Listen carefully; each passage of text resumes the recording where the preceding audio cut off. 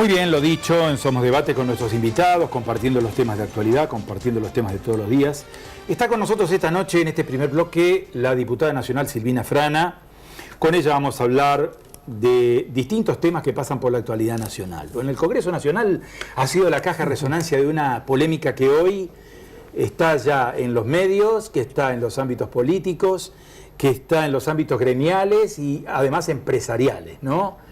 Vamos a hablar un poquito de esta ley que ha provocado todo este movimiento. La ley que no será ley, decimos, ¿no? Que no será Porque ley. llegó el veto. Bueno, Silvina, ¿qué análisis están haciendo ustedes por estas horas de todo esto que ha pasado en el Congreso de la Nación y que lógicamente después ha tenido su correlato en el veto del Poder Ejecutivo, ¿no? Sí, bueno, Carlos, gracias por la invitación.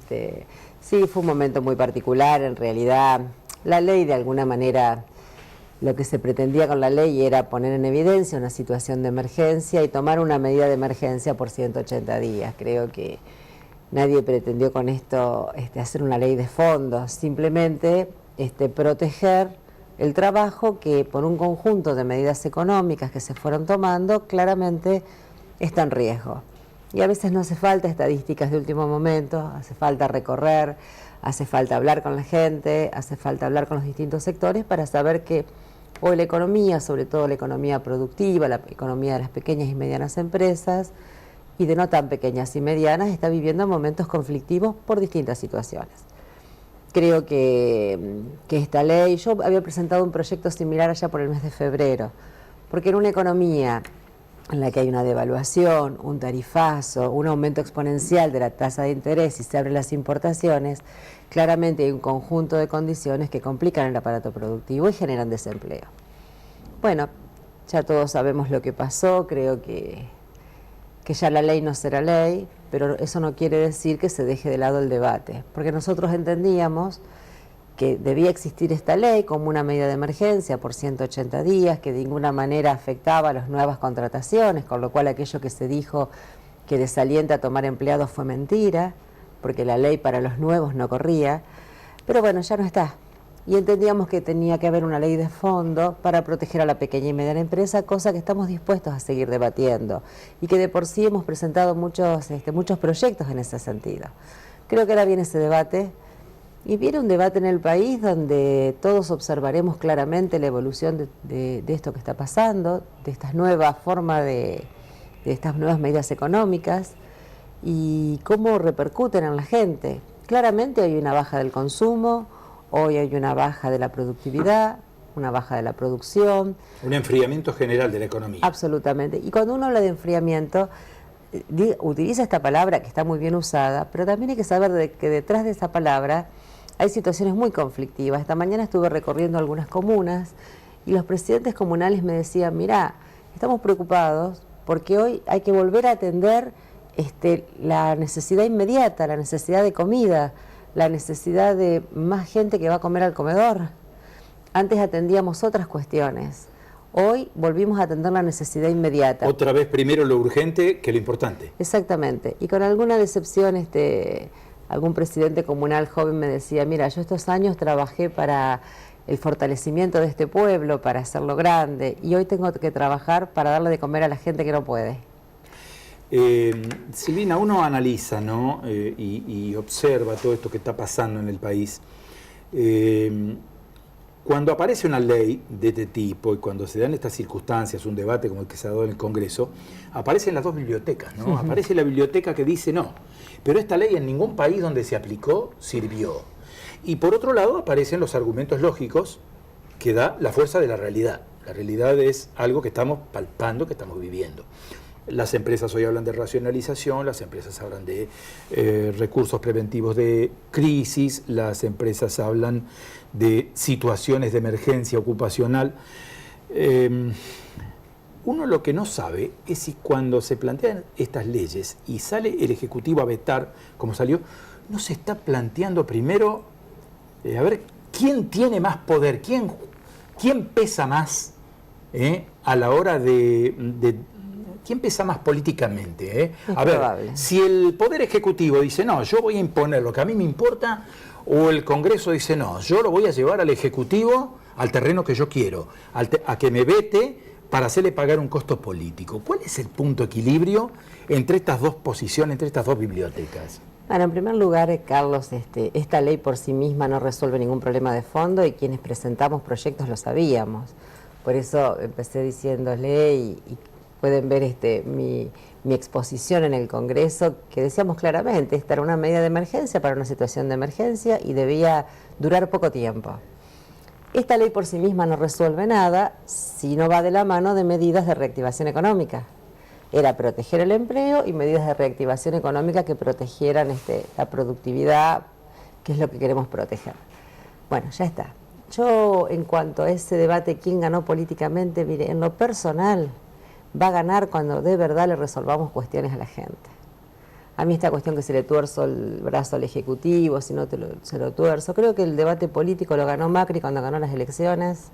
Hoy es el presidente de la Nación. Nosotros ganamos un espacio de oposición que tratamos de ejercerlo con la altura que eso merece, estar a la altura de las circunstancias, y esto no tiene resultados si la gente lo pasa mal. Desde una posición, yo no digo neutral, porque es muy difícil ser neutral frente a estas situaciones en la política argentina, pero me da la sensación de que el presidente dice, no, el poder soy yo. Y la oposición dice, nosotros le vamos a hacer pagar un costo político. Y el presidente dice, yo los quiero ver divididos en torno a esta situación. Entonces, cuando uno observa todo este juego, dice, bueno, me da la idea de que lo que están haciendo es dirimiendo posiciones políticas. Es decir, a ver quién está más fuerte políticamente y no gobernar o legislar en función del interés de los 40 millones de argentinos hoy, ¿no? Esto es lo que uno lee a veces. Carlos, mire, si el presidente quería dividir la oposición, creo que resultó, logró el resultado contrario, porque la oposición se terminó uniendo, porque toda la oposición votó junta, incluso gran parte del Frente Renovador. Por eso digo, no es necesario, él ya ganó. Nosotros como oposición observamos situaciones y hacemos propuestas. Como le dije antes, en lo personal, la primera ley antidespido la presenté yo en febrero, cuando vi el conjunto de medidas económicas y uno teniendo algunas nociones de economía, sabe que esas medidas generan ese enfriamiento y el enfriamiento es igual a desempleo. Entonces, presentamos una propuesta, vimos un problema, presentamos una propuesta. En el mientras tanto, hablé con muchos sectores representativos de pequeñas y medianas empresas, no contentos con la ley, debo reconocerlo, y que pedían otras medidas. Entonces también presentamos propuestas en ese sentido. Claramente el juego político existe, la medición de fuerzas existe, pero personalmente a mí esa medición no me interesa en la medida que la gente lo pasa mal. Y la gente lo está pasando mal, gran parte de la población lo está pasando mal. Aunque a veces en las propagandas, aunque a veces no se ponga a la luz muchas situaciones, basta recorrer, basta hablar. Como le dije, hoy estuve en comunas, ayer estuve en algunos barrios donde mucha gente que vivía de un pequeño comercio, de un pequeño almacén, hoy no puede reponer la mercadería, los clubes de barrio que no pueden pagar la luz, eso está pasando. Bueno, eso merece acciones concretas. Nosotros presentamos una opción. El gobierno legítimamente elegido no está de acuerdo con esa opción, que diga cuál es. ¿Un veto a una ley de esta garantiza empleo? No. Porque los empresarios tienen una posición muy clara. Sí. Frente a los empresarios manejan el país en función de intereses económicos. Nadie emprende para perder dinero. Por supuesto. El que emprende es para ganar dinero, ¿no es cierto? Lo cual es un interés legítimo, me parece legítimo. Ahora, ellos manejan... Esto de la responsabilidad social empresaria también tendría que hacerse sentir, ¿no es cierto?, a esta hora, en este momento del país, en un momento en el cual hay una desprotección muy grande hacia ciertos sectores sociales, ¿no? Pero por supuesto, Carlos, además, como usted bien dice, los empresarios ponen un capital de riesgo para tener una utilidad y eso está bien, eso forma parte de la economía. El Estado debe generar reglas para que en esa economía se pueda invertir, asumir riesgo con ciertas reglas de juego. Hoy las reglas de juego están distorsionadas, por lo que le decía antes, por el tarifazo, por el aumento exponencial de la tasa de interés. Vayamos a una pequeña empresa que viva del crédito, por ejemplo, utilice como herramienta el giro en descubierto. Hoy los intereses de ese giro en descubierto son impagables. Por lo tanto, a esa empresa le cambiaron sus reglas de juego. Entonces, hoy es el Estado y quien conduce el Estado quien debe proporcionar las herramientas para que eso se revierta. Esta semana... Por eso, como le decía al principio, y disculpe que lo interrumpa, Sí. Nadie pensó que con esta ley íbamos a generar empleo. Creo que ese fue el discurso distorsionado del gobierno. Yo en lo personal nunca pensé que con la ley iba a hacer una propuesta de generación de empleo. Estábamos haciendo una propuesta de protección del empleo existente. Por eso creo que en eso sí me quejo del gobierno nacional. Distorsionó el discurso. Sí, los funcionarios del gobierno nacional hablaron de ley antiempleo, ¿no? Rápidamente. Y bueno, Durán Barba a veces da consejos que no son, digamos, ligados a la verdad, son consejos ligados a distorsionar las verdades que uno pretende plantear cuando genera una discusión política. Silvina, esta semana se escuchó decir a funcionarios del gobierno nacional, inclusive el jefe de gabinete llegó a decirlo, que estamos en el peor momento y que habrá un segundo semestre mejor, que el segundo semestre la Argentina verá primeros resultados de una política que se está llevando adelante. Evidentemente, las cosas en la Argentina y en cualquier otro país del mundo no ocurren de un día para otro. No, seguro que no. Es muy difícil, para usar una palabra exagerada, decir, esta mañana, cuando me levanté, tuve un ataque de éxito en casa. Eso no ocurre, ¿no? No ocurre. Más bien que el éxito... Ojalá ocurriera, pero el no éxito ocurre. es un camino, hay que recorrerlo. Seguro. Entonces, la idea es la siguiente. ¿Qué indicadores ven ustedes, o si es que los ven, en la política argentina, en la economía argentina, en los ámbitos sociales, o en los ámbitos del trabajo, de la educación, de la salud, que permitan avisorar que vamos a tener un segundo semestre mejor, ya sea en lo económico, en lo político? ¿Ustedes ven, digamos, hay síntomas en la Argentina de un segundo semestre mejor? Yo no veo hoy síntomas de reactivación económica, que es aquello que a nosotros nos podría dar esta esperanza de un segundo semestre mejor. Y hablando con sectores ligados a utiliza las palabras de los funcionarios del gobierno. No, pero está bien. Yo quisiera creer, porque a mí en lo personal no me interesa que al gobierno le vaya mal. Me interesaría volver como fuerza política en el 2019 con un proyecto superador. No me interesa que nos pase lo que pasó en Brasil, francamente. Así que ojalá que encuentren un camino. Yo hoy de lo que veo no estoy viendo ese camino, y de la información que tengo de agentes económicos que tienen gran incidencia en la economía, hoy hay una expectativa en la Argentina, pero no por la inversión productiva, sino por la inversión financiera. Con estas altas tasas de interés y con un mercado financiero positivo en lo que hace a las altas tasas de interés, hoy, de la información que yo tengo de actores económicos, hay vocación por la inversión financiera y no por la inversión productiva, y eso es preocupante, porque esa inversión financiera no es la que genera empleo. Pero quiero ser cauta y aspiro a que se encuentre una salida. Hoy la salida no está, y la situación que uno visualiza recorriendo la provincia, recorriendo los barrios de la ciudad, no es buena. Francamente no es bueno. Ustedes tienen contacto en el Congreso de la Nación, evidentemente, con legisladores de distintos bloques. Así es. Desde el oficialismo, sí. Hombres que están en Cambiemos, hombres que están en el radicalismo. ¿Esta idea es compartida? No por todos, porque claramente la gente de Cambiemos, ligadas al presidente de la Nación, tienen esta mirada. Y bueno, obviamente por algo somos de partidos distintos, tenemos una mirada diferente sobre la realidad.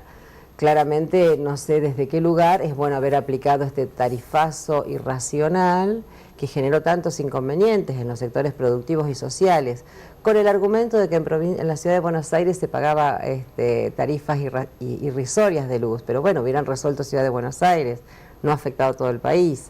Entonces, por eso digo, son miradas diferentes. Las empresas de servicios públicos deben a veces subsidiar sectores, porque para eso son servicios públicos, y sobre todo sectores ligados al mundo del trabajo. Bueno, esto no está sucediendo. Mirando la provincia, Silvina, el gobierno provincial se queja de que el Estado Nacional no le cumple con los compromisos asumidos oportunamente en materia de envíos de partidas presupuestarias, cumplimiento de coparticipación, bueno, aquel famoso fallo de la Corte que le dio a Santa Fe ciertos recursos. ¿Ustedes cómo ven desde Buenos Aires esta expectativa? Yo en lo personal, lo que más me preocupa hoy en día es la falta de asistencia a lo que pasó en esta provincia, que tuvo que ver con el fenómeno hídrico. Creo que 25 millones de pesos enviados por el gobierno nacional de ninguna manera contrarrestan ninguna situación. Y la provincia de Santa Fe, no solamente está padeciendo las medidas económicas, sino también el fenómeno hídrico ha generado muchísimas pérdidas en el sector agropecuario, en el sector del turismo, en el sector de la economía social. Y algunos de estos sectores no solamente merecen, digamos, que se los atienda con créditos blandos, porque algunos no van a poder atender los créditos. Estos sectores merecen ser subsidiados en muchos casos y merecen un Estado nacional presente, que sobre todo en este momento, que es cuando el agua está bajando y cuando hay que retomar las actividades. Yo me preocupa muchísimo porque eso generó mucho desempleo. Ya le digo, el sector agropecuario no basta que yo les explique. Y el sector, por ejemplo, el turismo de la costa, todos esos emprendimientos que producto del esfuerzo de mucha gente que apostó al país, que apostó a la provincia, prácticamente no tuvieron actividad en este verano. Entonces me preocupa saber cómo se va a levantar ese sector, y solamente se puede levantar con una asistencia concreta del Estado, y claramente el Estado Nacional no está respondiendo a la gravedad de la emergencia de la provincia de Santa Fe.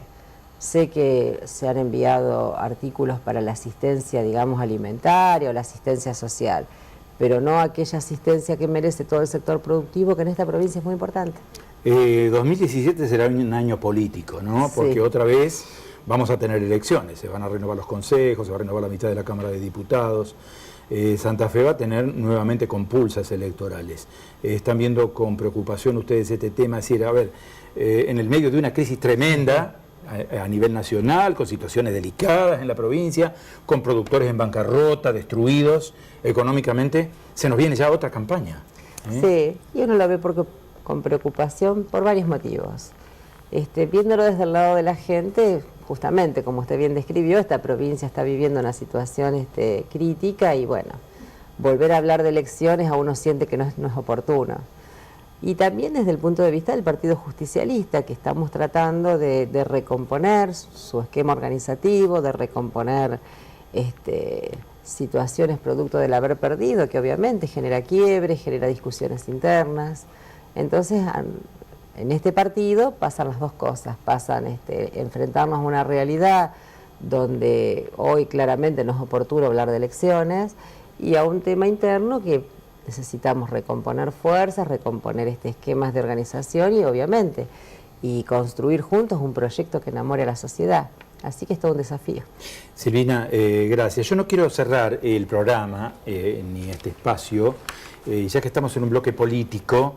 Me quiero referir, aunque sea un minuto, a la desaparición física del senador Hugo Pucheta. Claro, se produjo sí. esta semana, Sí. Una gran tristeza. Un profundo dolor. Un hombre que desde su pueblo natal, Margarita, ocupando distintos cargos, llegó al Senado de la provincia de Santa Fe, ocupó banca durante 3 periodos y otro periodo más en el cual estaba ahora desempeñando funciones.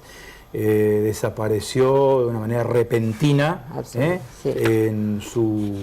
en su tierra natal, en el departamento Vera, y bueno, y no queríamos dejar de recordar al profesor Hugo Pucheta, un hombre de bien, un hombre que desempeñó su tarea con dignidad, absolutamente, que enalteció Sí. a la función política desde distintos cargos, ¿no? Como presidente comunal, como senador provincial.